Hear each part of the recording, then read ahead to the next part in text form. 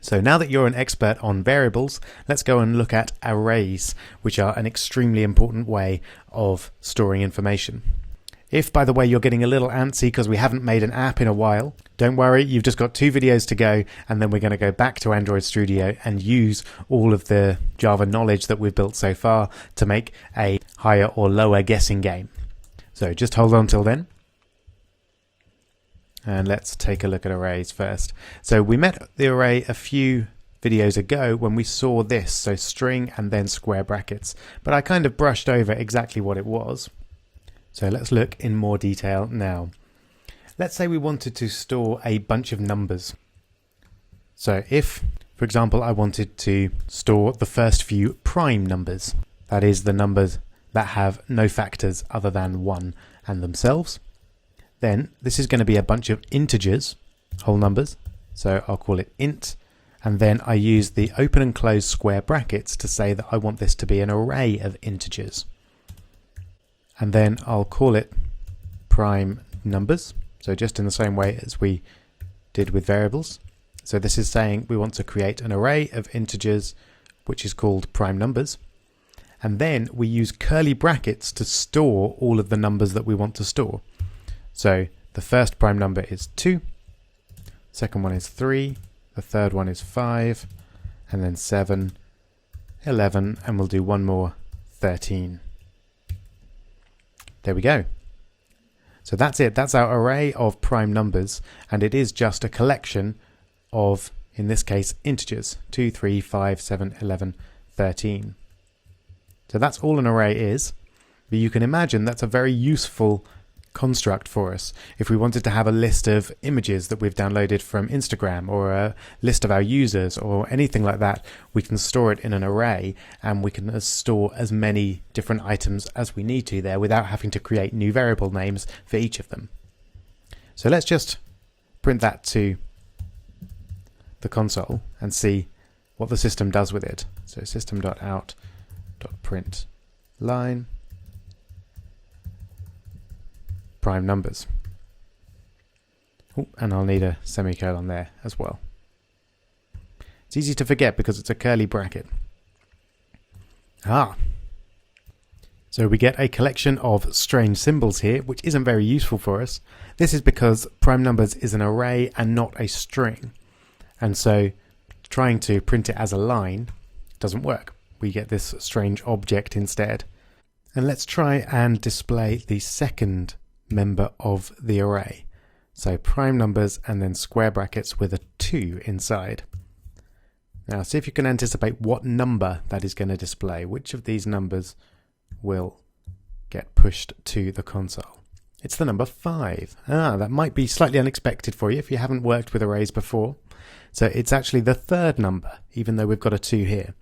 And that's because the first is considered to be the 0th number in the array. So if we put prime numbers and then square brackets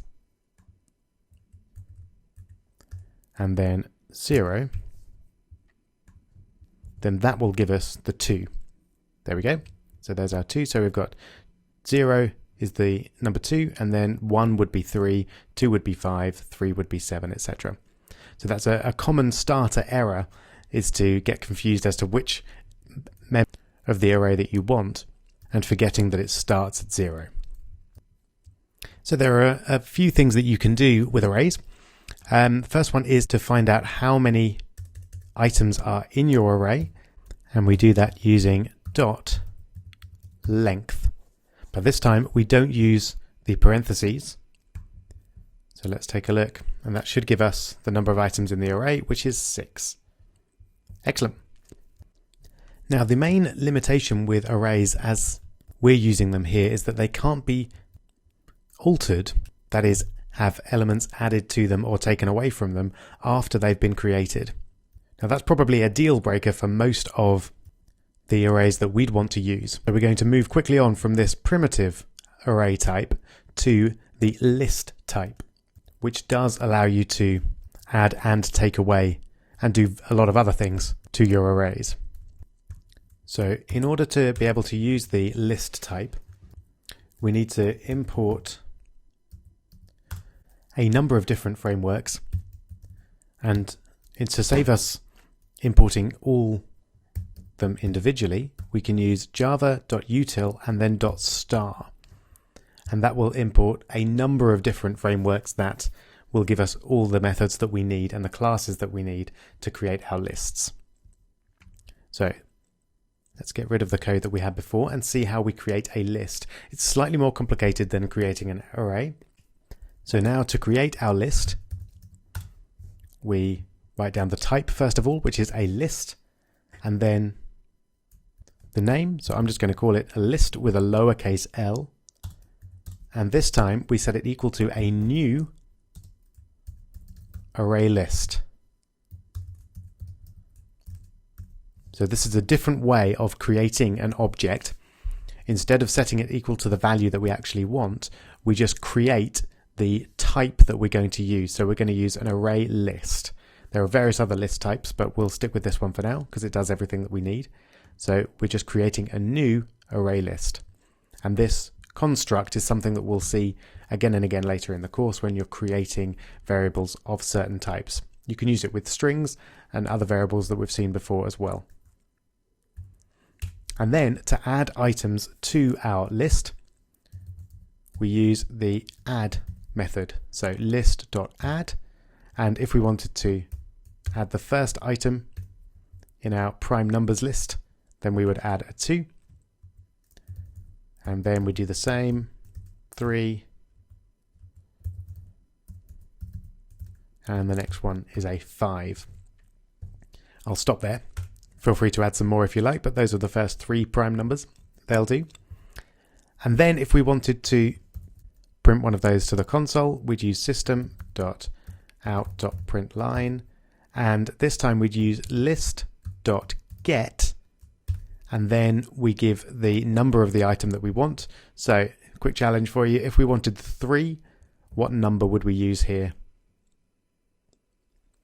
I hope you said 1, because this would be 0, this is 1, this is 2, etc., etc. So list.get and then 1 will give us the second item in the list. So that should print 3. There we go. So now that we've got this slightly more complicated setup, we can do much more powerful things. So we can add items. Of course, we can take them away as well. So to do that, we use list.remove, and then we give the index of the number that we want to remove. So let's say we want to remove this 3 here. This has an index of 1 because 0, 1, and 2. So we'd use list.remove and then 1. And just have a quick think, what is this going to output now? Let's run it and see if you were right. The answer is 5, because this array has now lost the middle item. So it's only a 2 and a 5. So the item with index number 1 is the 5.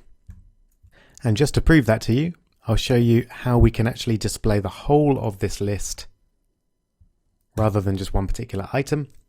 We use a function that we have seen before. That's toString. So that just converts our list to a string so that we can put it in the console and see what's in there. So there we go. So the items in the list are now just a 2 and a 5. All right, quick challenge then. Can you create a list of 3, say, countries, and then remove an item from that list and add a different one in? So create a list of 3 countries, remove one, add it in, and then display it in the console. Good luck.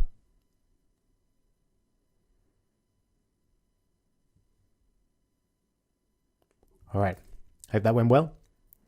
Let's create our list. So I'll call it countries, and that's going to be a new array list, just like that. And then we'll add our countries one by one. Countries.add. So I'll put England, and then let's add another one. So I'll keep local. So Scotland, and then Wales. Okay, I think while I'm here, I'm just going to check that that's all worked okay. So system.out.println and then countries to string. Okay, so let's just make sure that's created it. There we go, England, Scotland, Wales, fantastic. So let's remove Wales. So we do that using countries remove, and then I want to remove, that's the 0th one, that's the first one, that's the second one, so number 2. Remove 2, and then finally countries add, and let's put Ireland there as we're staying local. Alright, there we go. So England, Scotland and Ireland. So we've created our array, we've removed an item from it, and we've added one in its place. The last thing I want to show you in this video is maps, which work in similar ways to lists, but something is crucially different about them. Let's find out what it is. So let's get rid of our work on lists. So maps, we've already imported everything that we need for that because we've imported all of the Java util frameworks. We create a map in exactly the same way as we create a list. So I'm going to call it map in lowercase. And so it's a new something, but it's not an array list, it's a hash map. So we create that like that. And now we put an item into this map, and we do that using put. And now you'll see the difference between the hash map and an array or a list. So I'm going to add, for example, father Rob. So I just get my syntax right. There we go. So what this does is it maps father to the value Rob. So whereas arrays are lists that go 0, 1, 2, 3, 4, 5 on the index, here we can map a certain index to a certain value. So now if we take system out print line, if I want to print a particular value, I would use map.get and then the key, which is father. So let's just make sure that that returns Rob as we would expect. So you can see what we're doing. We're linking father to Rob, and then you can imagine what the next might be. So mother, in this case, will have as Kirsten, and we can again use the toString function if we want to look at the whole of a map. So map.toString. Let's take a look. So we've got mother is Kirsten and father is Rob. And again, we can use remove. Not that I would ever want to, of course, but if we wanted to remove an item for this from this map, we would just use the key, just like that. And then that would remove that item, and we're left with just the first item. And finally, as with arrays, we can use map.size to tell us the number of items in the map. So in this case, just 1. So that's as far as we're going to go with arrays, lists, and maps for the moment. But later on, we'll see how to do things like loop through an array or a list or a map, find specific values, and a lot more. Now we're getting close to being able to build our higher or lower app, but we need one more important programming construct, and that is the if statement. And we'll look at that and how it works in Java in the next video.